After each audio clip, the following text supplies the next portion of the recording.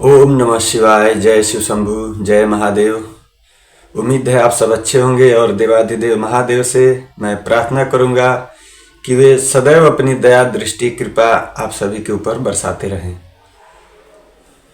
आज हम शिव महापुराण से जिस कथा को श्रवण करने वाले हैं उस कथा में हम लोग ये जानेंगे कि जब कलयुग अपने चरम पे होगा तो मनुष्यों का कैसा व्यवहार होगा। मनुष्य इतने पाप में डूब जाएंगे, इतने दुर्व्यवहार करेंगे, इतने अधमी हो जाएंगे कि उस समय उनके पाप कैसे नष्ट हो उसका उपाय शिव महापुराण में बताया गया है। तो इस कथा को मैं शुरू कर रहा हूं। हमारे भारत में जो धर्म का एक महान क्षेत्र है जहां पे गंगा यमुना का संगम हुआ है और जो ब्रह्मलोक का मार्ग है उस परम पुण्यमय प्रयागराज में, ये प्रयागराज वही है जहां पे याज्ञवल्क्य जी भारद्वाज मुनि को श्री राम कथा सुनाए थे। आप जब रामचरितमानस में कथा सुनिएगा तो वहां पे भारद्वाज मुनि को प्रयागराज में ही याज्ञवल्क्य जी श्री रामचरितमानस का कथा श्रवण करवाए थे भारद्वाज मुनि को। वही प्रयागराज में सत्यव्रत में तत्पर रहने वाले महातेजस्वी महाभाग महात्मा मुनियों ने एक विशाल ज्ञान यज्ञ का आयोजन किया। उसी प्रयागराज में जो वहां के मुनि थे, जो बहुत ज्ञानी थे, महात्मा थे, उन्होंने ज्ञान यज्ञ का आयोजन किया। उस ज्ञान यज्ञ का समाचार सुनकर पौराणिक शिरोमणि व्यास शिष्य महामुनि सूत जी वहां मुनियों का दर्शन करने के लिए आए। जब वहां पे ज्ञान यज्ञ का आयोजन शुरू हुआ तो वहां पे सूत जी महाराज आए जो व्यास जी के शिष्य थे। वो भी आए कि वहां पे मुनियों के बहुत से दर्शन होंगे।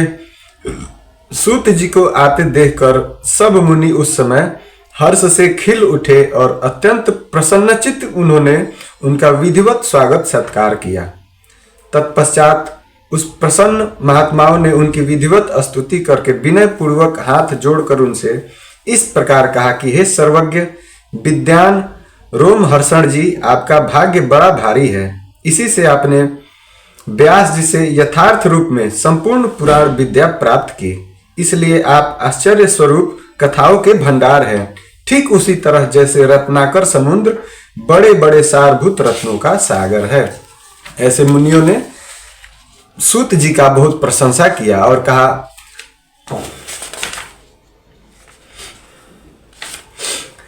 तीनों लोकों में भूत वर्तमान और भविष्य की जो बात है तथा अन्य जो कोई भी वस्तु है वह आपसे अज्ञात नहीं है। ऐसे प्रार्थना कर रहे हैं जितने मुनि थे सूत जी का। आप हमारे सौभाग्य से इस यज्ञ का दर्शन करने के लिए यहाँ आ गए और इसी ब्याज से हमारा कुछ कल्याण करने वाले हैं, क्योंकि आपका आगमन ही निरर्थक नहीं हो सकता है। हमने पहले भी आपसे शुभाशुभ तत्व का पूरा वर्णन सुना है, किंतु उससे तृप्ति नहीं होती है। हमें उसे सुनने की बार बार इच्छा होती है।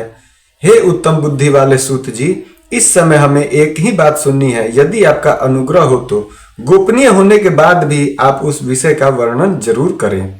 आगे अब जो ऋषि मुनि थे वहां पे वो पूछते हैं सूत जी से, देखिए कि घोर कलयुग आने पर मनुष्य पुण्य कर्म से दूर रहेंगे, दुराचार में फंस जाएंगे, सब के सब सत्य भाषण से विमुख हो जाएंगे, दूसरों की निंदा में तत्पर होंगे, पराये धन को हड़पने की इच्छा करेंगे, उनका मन पराई स्त्रियों में आसक्त होगा तथा वे दूसरे प्राणियों की हिंसा भी किया करेंगे। वे अपने शरीर को ही आत्मा समझेंगे, वे मूढ़, नास्तिक तथा पशु बुद्धि वाले हो जाएंगे, माता पिता से द्वेष रखेंगे तथा वे कामवश स्त्रियों की सेवा में ही लगे रहेंगे। कलयुग की ये आचरण बता रहे हैं सारे मुनि कि जब कलयुग आएगा तो मनुष्य कैसा होगा, उसका स्वभाव कैसा होगा। आगे सुनते जाइए। फिर वो सूत जी महाराज से पूछेंगे कि इतने पाप होने के बाद भी उन मनुष्यों का पाप का निवारण कैसे होगा, तो सूत जी समझाएंगे। अब ब्राह्मण का देखिए क्या बताया जा रहा है। कलयुग में ब्राह्मण क्या होगा। ब्राह्मण लोभ रूपी ग्रह से ग्रास बन जाएंगे, वेद बेचकर जीविका चलाएंगे, धन का उपार्जन करने के लिए ही विद्या का अभ्यास करेंगे। अर्थात ब्राह्मण विद्या इसीलिए पढ़ेंगे ताकि उस विद्या से उनको धन कमा सकें।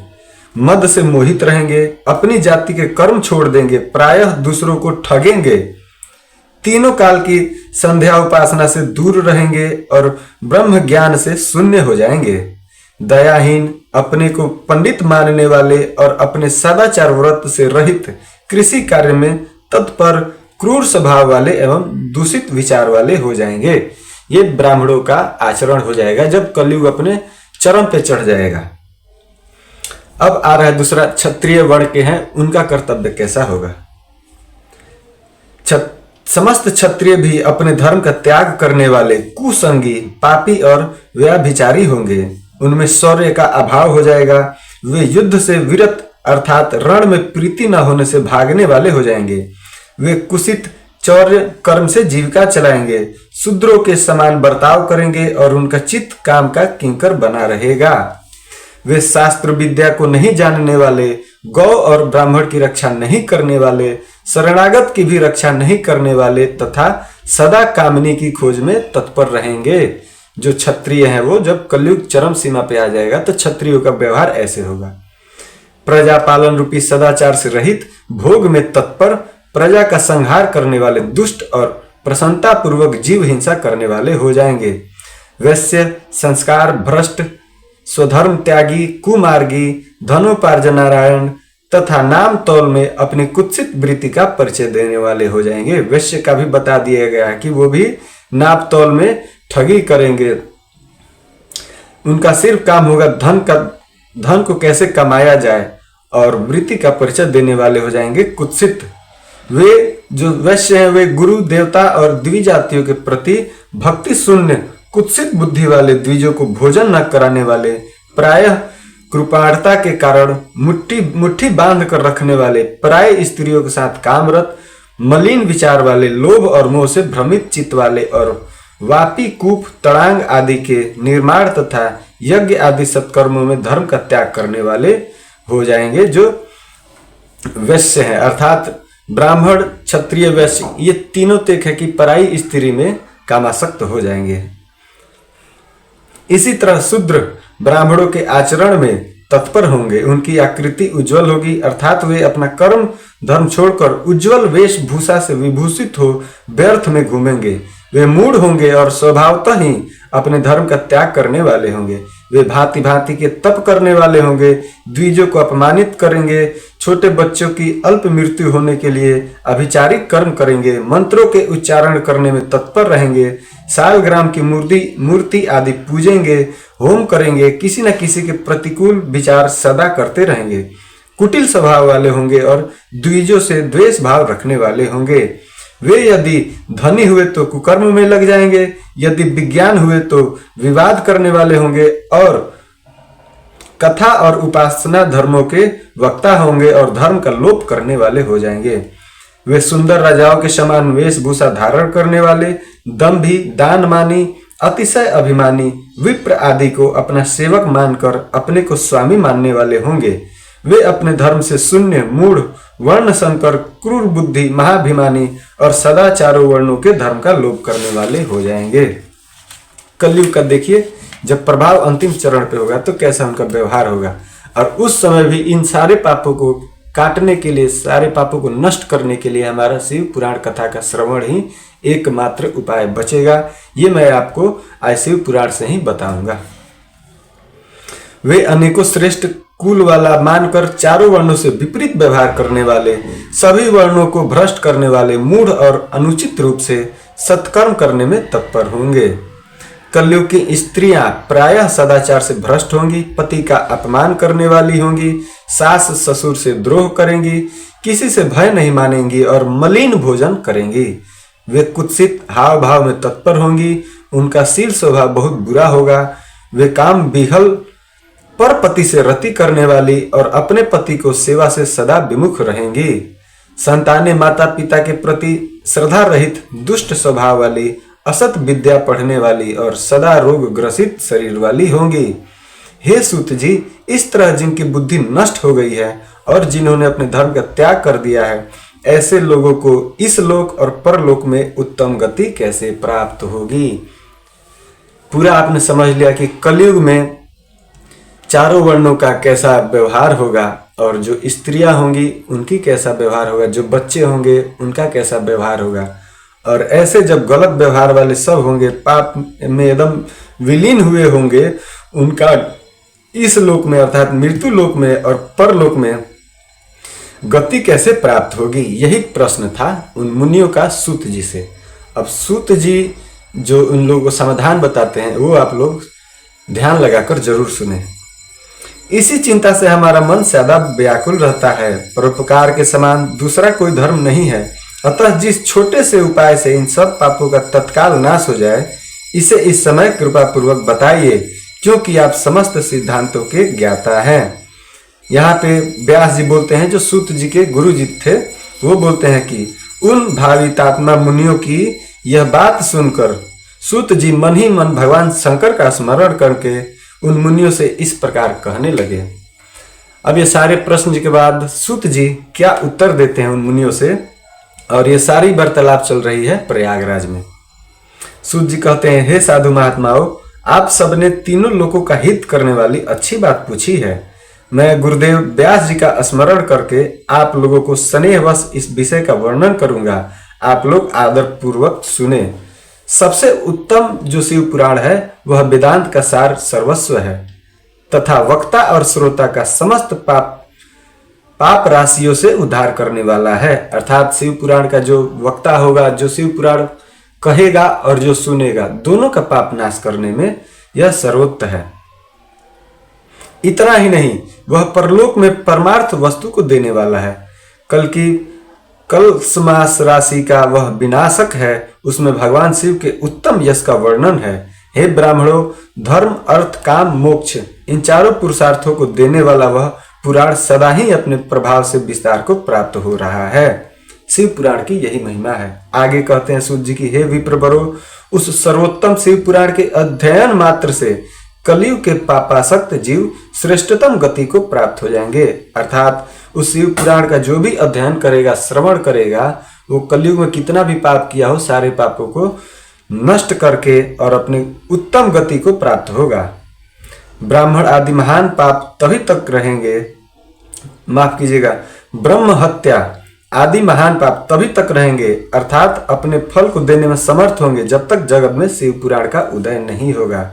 अब यहाँ पे देखिए ब्रह्म हत्या का क्या है, आशय क्या है, ये आपको मैं समझाता हूँ कि शिव पुराण सुनने के बाद अंततःकरण शिव भक्ति परायण होकर अतिशय स्वच्छ हो जाता है। अर्थात शिव पुराण सुनने के बाद मन हमारा जो होता है वो शुद्ध होता है, जिसके बाद हमसे पाप नहीं होता है, और इसलिए हमसे ब्रह्म हत्या होगी ही नहीं, जिससे हम बच जाएंगे। किसी भी पाप कर्म में मन की प्रवृत्ति ही नहीं रहेगी, तब ब्रह्म हत्या आदि भयंकर पाप ना होने के कारण उस पाप के फल भोग की संभावना ही नहीं रहती है। कलयुग के इस महान उत्पात तभी तक निर्भय होकर विचरेंगे जब तक यहाँ जगत में शिव पुराण का उदय नहीं होगा।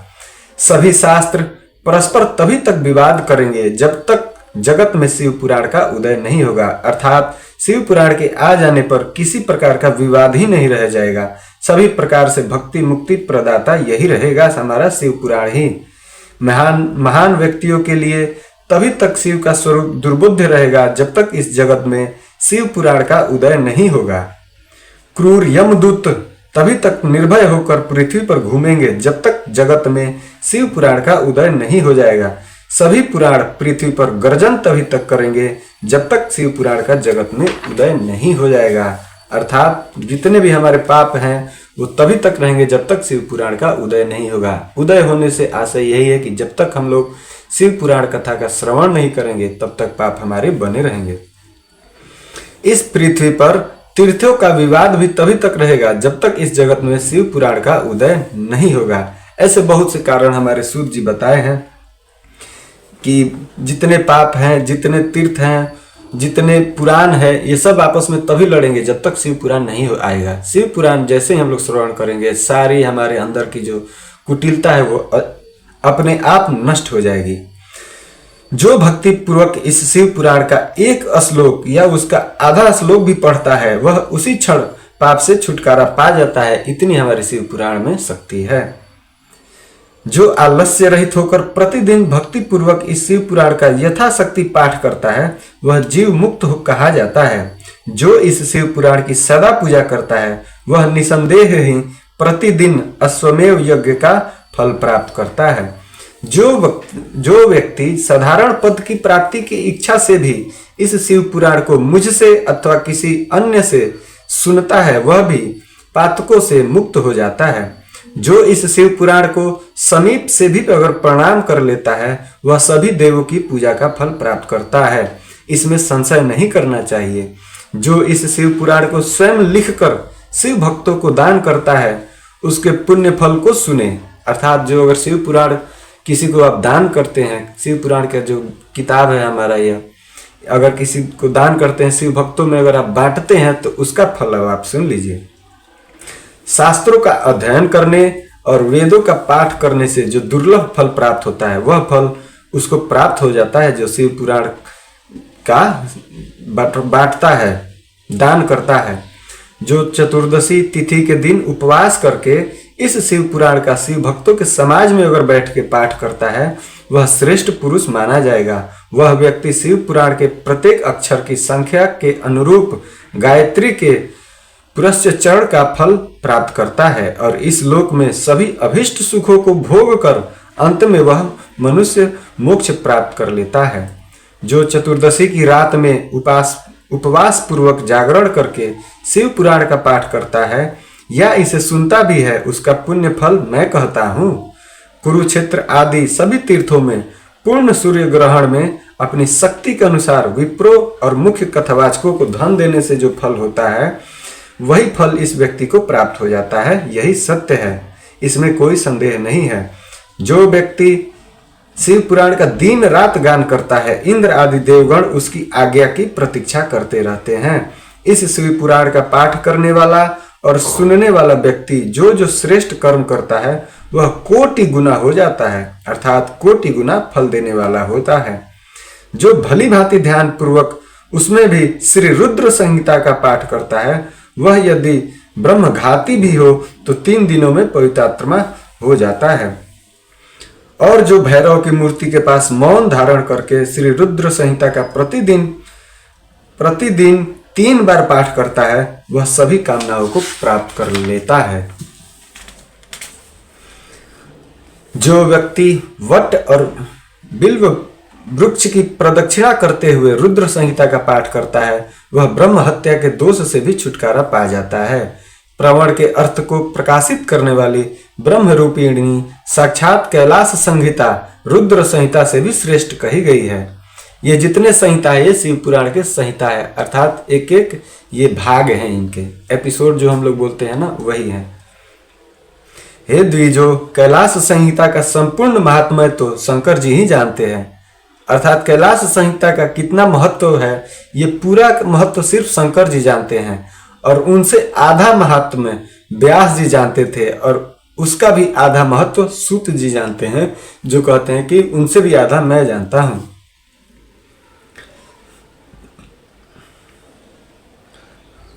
उसके संपूर्ण महात्म्य का वर्णन तो मैं नहीं कर सकता, कुछ ही अंश कहूंगा जिसको जानकर उसी क्षण चित्त की शुद्धि प्राप्त हो जाएगी।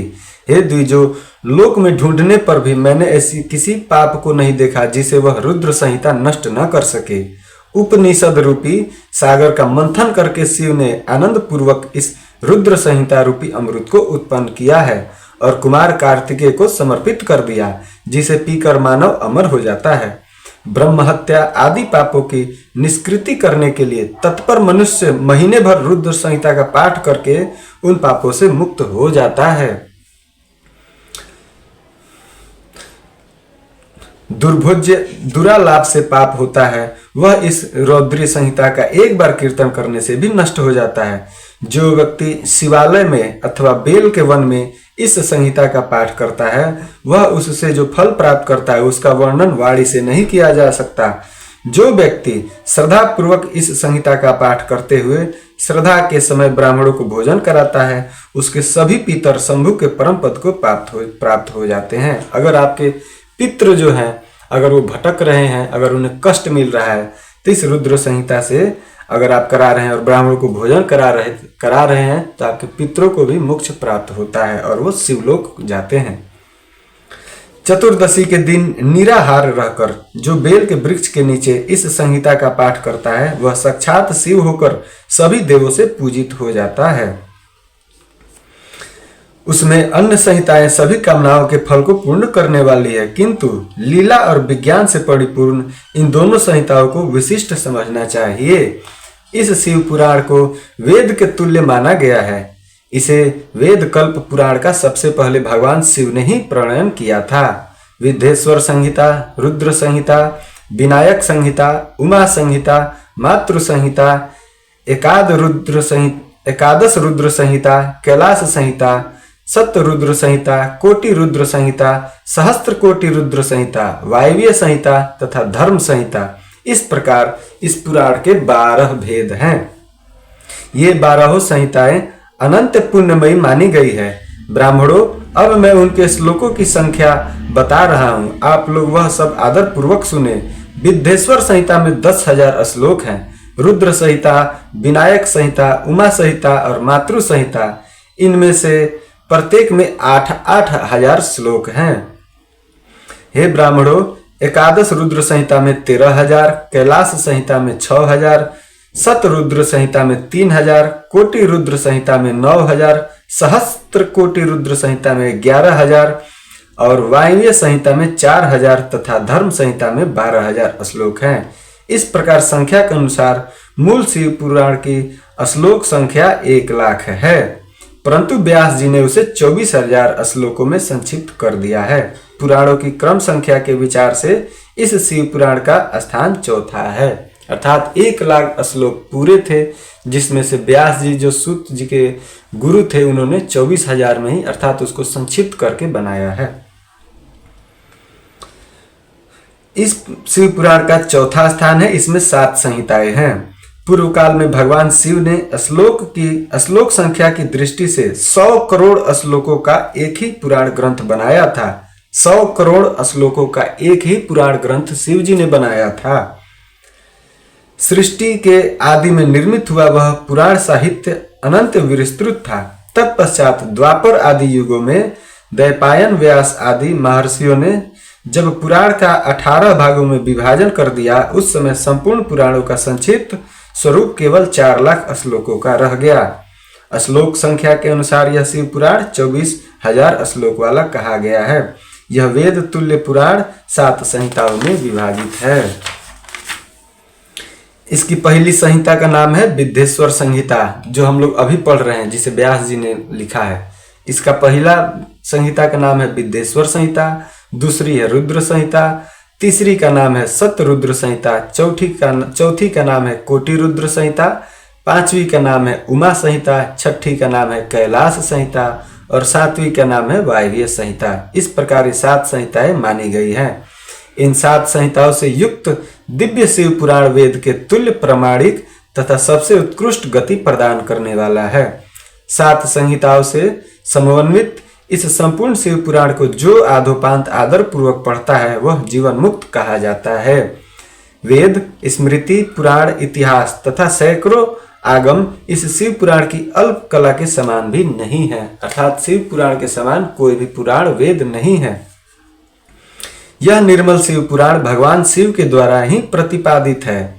शैव शिरोमणि भगवान व्यास ने इसे संक्षेप संकलित किया है। यह समस्त जीव समुदाय के लिए उपकारक, त्रिविध तापों का नाशक, तुलना रहित एवं सत्पुरुषों को कल्याण प्रदान करने वाला है। इसमें वेदांत, विज्ञानमय, प्रधान तथा निष्कपट धर्म का प्रतिपादन किया गया है। यह पुराण ईर्ष्या रहित अंतःकरण वाले विद्वानों के लिए जानने की वस्तु है। इसमें श्रेष्ठ मंत्र समूहों का संकलन है और यह धर्म, अर्थ तथा काम से समन्वित है, अर्थात इस त्रिवर्ग की प्राप्ति की साधना का इसमें वर्णन है। यह उत्तम शिव पुराण समस्त पुराणों में श्रेष्ठ है। वेद वेदांत में वेद रूप से विलसित परम वस्तु परमात्मा का इसमें गान किया गया है। जो बड़े बड़े आदर्श इसे पढ़ता है, सुनता है, वह भगवान शिव का प्रिय होकर परम गति प्राप्त कर लेता है। ये कलयुग का अपने प्रभाव जाना और उस प्रभाव को, अपने पापों को नष्ट करने के लिए शिव पुराण ही सबसे उत्तम पुराण है। ये आपने प्रमाण जान लिया। अब आगे व्यास जी कहते हैं कि सूत जी का यह वचन सुनकर वे सब महर्षि बोले, अब आप हमें वेदांत के सार सर्वस्वरूप अद्भुत शिव पुराण को सुनाइए। मुनियों का यह वचन सुनकर अतिशय प्रसन्न होकर सूत जी फिर से शंकर जी का स्मरण करते हुए उन श्रेष्ठ मुनियों से कहने लगे। सूत जी क्या कहते हैं कि आप सब महर्षिगण रोग शोक से रहित कल्याणमय भगवान शिव का स्मरण करके वेद के सार तत्व से प्रकट पुराण प्रवर शिव पुराण को सुनिए, जिसमें भक्ति, ज्ञान और वैराग्य इन तीनों का प्रीति पूर्वक गान किया गया है। वेदांत वेद सद्वस्तु विशेष रूप से वर्णन किया गया है। हे ऋषिगण, अब आप लोग वेद के सारभूत पुराण को सुने। बहुत काल हमें पुनः पुनः पूर्व कल्प व्यतीत होने पर इस वर्तमान कल्प में जब सृष्टि कर्म आरंभ हुआ था, उस दिनों 6 कुलों के महर्षि परस्पर वाद विवाद करते हुए कहने लगे, अमुक वस्तु सबसे उत्कृष्ट है और अमुक नहीं है। अर्थात जब सृष्टि का आरंभ हुआ था, उन दिनों 6 कुलों के महर्षि थे, वो आपस में बात करने लगे कि अमुक चीज सबसे बड़ी है, अमुक चीज सबसे छोटी है। अर्थात आपस में विषाद करने लगे कि ये सबसे बड़ा है, ये सबसे छोटा है। उनके इस विवाद ने अत्यंत महान रूप धारण कर लिया। तब वे सब के सब अपनी शंका के समाधान के लिए सृष्टिकर्ता अविनाशी ब्रह्मा जी के पास गए और हाथ जोड़कर विनय भरी वाणी से बोले, हे प्रभु, आप संपूर्ण जगत का धारण पोषण करने वाले हैं तथा समस्त कारणों के भी आप कारण हैं। हम यह जानना चाहते हैं कि संपूर्ण तत्वों से परे परातत्पर पुराण पुरुष कौन है।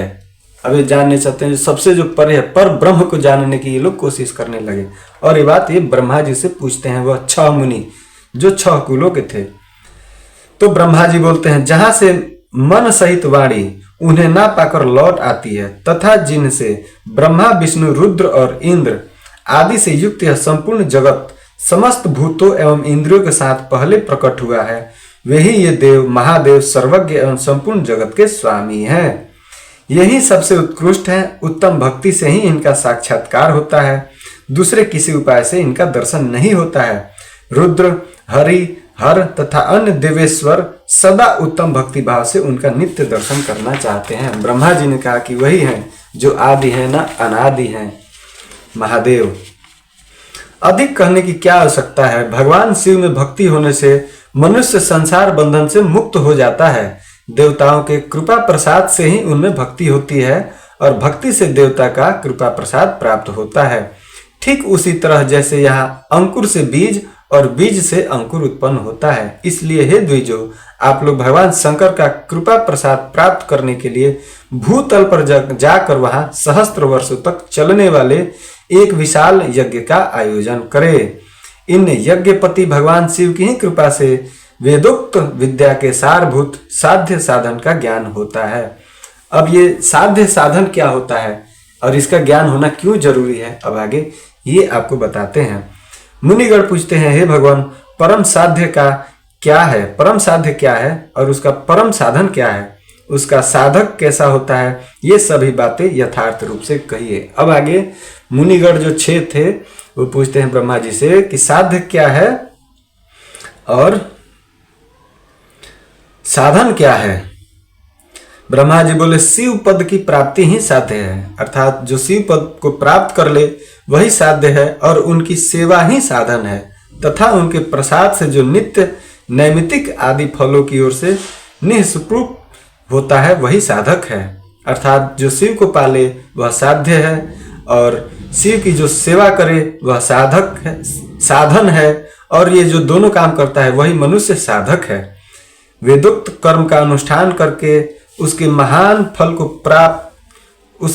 फल को भगवान शिव के चरणों में समर्पित कर देना ही परमेश्वर पद की प्राप्ति है। वही सालोक्य आदि के क्रम से प्राप्त होने वाली मुक्ति है। उन पुरुषों की भक्ति के अनुसार उन सबको उत्कृष्ट फल की प्राप्त होती है। उस भक्ति के साधन अनेक प्रकार के हैं जिनका प्रतिपादन साक्षात महेश्वर ने ही किया है। उसे संक्षिप्त करके मैं सारभूत साधना को बता रहा हूँ।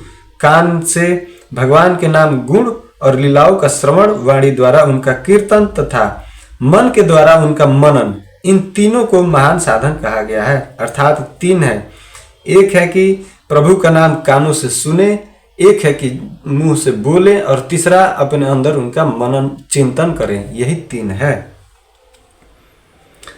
तथा मन के द्वारा उनका मनन, इन तीनों महान साधन कहा गया है। तात्पर्य यह है कि महेश्वर का श्रवण, कीर्तन और मनन करना चाहिए। अर्थात तीन चीज हमेशा करते रहें, महादेव का श्रवण करें, उनका कीर्तन करें और उनका मनन करें। तीन करना चाहिए। यह श्रुति का वाक्य हम सबके लिए प्रमाणभूत है। संपूर्ण मनोरथों की सिद्धि में लगे हुए आप लोग इसी साधन से परम साध्य को प्राप्त हो। लोग प्रत्यक्ष वस्तु को नेत्र से देखकर उसमें प्रवृत्त होते हैं, परंतु जिस वस्तु का कहीं भी प्रत्यक्ष दर्शन नहीं होता उसे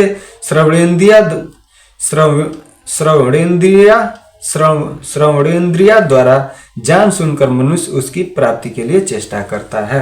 अर्थात एक चीज जिसे आप देखकर पूजा करते हैं और एक जिसे आप नहीं देख सकते, उसे अपने मन की जो इंद्रिया होती है, श्रवण इंद्रिया, उसके द्वारा मनुष्य उसकी प्राप्ति की चेष्टा करता है, जिसे हम लोग साधना कहते हैं। अतः पहला साधन श्रवण ही है। उसके द्वारा गुरु के मुख से तत्व को सुनकर बुद्धि वाली विद्वान पुरुष अन्य साधन कीर्तन एवं मनन की सिद्धि करें। क्रमशः मनन पर्यंत इस साधना की अच्छी तरह साधना कर लेने पर उसके द्वारा सालोक्य आदि के क्रम से धीरे धीरे भगवान शिव की संयोग प्राप्त होता है। पहले सारे अंगों के रोग नष्ट हो जाते हैं, तत्पश्चात प्रकार का लौकिक आनंद भी विलीन हो जाता है। अभ्यास के ही समय यह साधन कष्टप्रद है, किंतु बाद में निरंतर मंगल देने वाला है। अर्थात पहले ही हमें साधना करने में ही जो कष्ट होती है, लेकिन एक बार हम लोग साध लेते हैं तो फिर बहुत आनंद देने वाला होता है। फिर मुनिगण बोलते हैं सूत जी से कि हे ब्राह्मण, मनन कैसा होता है, श्रवण का स्वरूप कैसा है और उनका कीर्तन कैसे किया जाता है, यथार्थ रूप में आप वर्णन करें। अर्थात मनन, कीर्तन और श्रवण, ये तीनों कैसा है, अब इसके बारे में बताइए। वही प्रयागराज में जो मुनिगण थे वो सूत जी से पूछते हैं कि मनन, श्रवण और कीर्तन तीनों के बारे में बताइए। तो ब्रह्मा जी, फिर इधर ब्रह्मा जी इन मुनियों से कहते हैं कि भगवान शंकर की पूजा, उनके नामों का जप तथा उनके गुण, रूप, विलास और नामों का युक्ति पारायण चित्त के द्वारा जो निरंतर परिशोधन या चिंतन होता है, उसी को मनन कहा गया है। अर्थात जो अपने अंदर एकांत में आप एक बार बैठ गए, आंखें बंद कर लिया, एक चित्त होकर सिर्फ शिव जी की लीलाओं को आप अपने अंदर स्मरण कर रहे हैं, उनकी लीलाओं को याद कर रहे हैं, उनका नाम जप अंदर ही अंदर कर रहे हैं, तो ये हो गया है आपका मनन। वह महेश्वर की कृपा दृष्टि से ही उपलब्ध होता है। वह समस्त श्रेष्ठ साधनों में प्रमुखतम है। शंभु के प्रताप, गुण, रूप, विलास और नाम को प्रकट करने वाले संगीत, वेद वाक्य या भाषा के द्वारा अनुराग पूर्वक उनकी स्थिति ही मध्यम साधन है, जिसको कीर्तन शब्द से कहा गया है।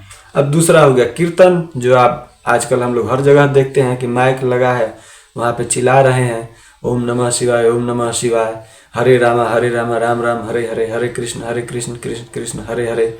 या बहुत से कथावाचक हो रहे हैं जो माइक पे स्पीकर लगे हैं, बहुत लोग सुन रहे हैं, तो वो हो गया आपका कीर्तन। मनन हो गया, कीर्तन हो गया। अब श्रवण आपको देखना है। हे ज्ञानियों, स्त्री क्रीड़ा में जैसे मन की आसक्ति होती है, वैसे ही किसी कारण से किसी स्थान में शिव विषयक प्राणियों में श्रवेंद्रिय की रूढ़तर आसक्ति ही जगत में श्रवण के नाम से प्रसिद्ध है।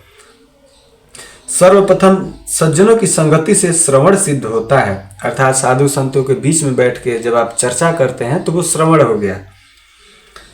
बाद में शिव जी का कीर्तन रूढ़ होता है और अंत में सभी साधनों से श्रेष्ठ शंकर विषयक मनन उत्पन्न होता है, किंतु यह सब उनकी कृपा दृष्टि से ही संभव है। अर्थात ये तीनों गुण आपके अंदर तभी आएगा जब महादेव चाहेंगे तभी। फिर सूत जी बोले, हे मुनीश्वरों, इस साधन का महात्म्य बताने के प्रसंग में मैं आप लोगों के लिए एक प्राचीन वृत्तांत का वर्णन करूंगा, उसे ध्यान देकर आप लोग सुने। पूर्व काल में पराशर मुनि के पुत्र, जो पराशर मुनि थे, उन्हीं के पुत्र थे वेद व्यास जी। व्यास जी थे, सरस्वती नदी के सुंदर तट पर तपस्या कर रहे थे। एक दिन सूर्य तुल्य तेजस्वी विमान से यात्रा करते हुए भगवान सनत कुमार अकस्मात वहां आ पहुंचे। उन्होंने मेरे गुरुदेव को वहां देखा। वे ध्यान में मग्न थे। उससे जागने पर उन्होंने ब्रह्मा के पुत्र सनत कुमार जी को अपने सामने उपस्थित देखा। वे बड़े वेग से उठे और उनके चरणों में प्रणाम करके मुनि ने उन्हें अर्घ्य प्रदान करके देवताओं के बैठाने योग्य आसन अर्पित किया। तब प्रसन्न हुए भगवान सनत कुमार विनीत भाव से खड़े हुए व्यास जी से गंभीर वाणी में कहने लगे। इस कथा को हम लोग यहाँ पे रोकेंगे। जो ये सनत कुमार और व्यास जी से जो दर्शन हुआ है, वहाँ पे व्यास जी सनत कुमार से भी कुछ सवाल करेंगे। तो सनत कुमार भी बताएंगे कि एक बार मैं भी कैलाश गया था, वहाँ नंदी जी महाराज हैं शिव जी के, उन्हें नंदेश्वर भी बोलते हैं, नंदिकेश्वर भी बोलते हैं, उन्हीं से मिले और बहुत से जो नंदी जी महाराज शिव जी से सुने थे वही वो सनत कुमार को सुनाए। और वही कथा सनत कुमार जो अभी व्यास जी से मिले हैं, जो सूत जी के गुरु हैं, उनको सुनाएंगे। तो ये कथा भी बहुत अच्छी है, सीखने के योग्य, बहुत चीज़ हमें सीखने को मिलेगा। महादेव के बारे में हम लोग जानेंगे कि महादेव ही सर्वश्रेष्ठ क्यों है। ऐसे ऐसे बहुत से कथा इसमें मिलेंगी जो प्रमाण देंगी। तो उस कथा को हम लोग सुनेंगे तो बड़ा हो जाएगा। लेकिन आज हम लोगों ने जो कथा सुना, अगर आप लोगों को अच्छा लगा हो तो कमेंट में ओम नमः शिवाय जरूर लिखिएगा, हर हर महादेव जरूर लिखिएगा। और ऐसे ही हमारे देवाधिदेव महादेव की लीलाओं को जानना हो, उनकी कथाओं को श्रवण करना हो तो हमारे चैनल को सब्सक्राइब जरूर कर दें। आज आप लोगों को पता लग गया कि इस कलिकाल में कलयुग जब अभी तो चढ़ ही गया, अभी तो कलयुग बच्चा है। जिस दिन कलयुग अपने अंतिम चरण पे होगा, उस दिन मनुष्यों का कर्तव्य कैसा होगा, उनका आचरण कैसा होगा, और उस समय भी यही शिव पुराण होगा जो हमारे सारे पापों को नष्ट करके हमें परम पद दिलवाएगा। तो इसलिए इस कथा को जरूर सुने। और अगला कथा तो और भी बढ़िया होने वाला है, तो उस कथा को भी आप लोग जरूर सुनिएगा। आज के लिए इतना ही। जय जय शिव शंभु, जय जय भोलेनाथ।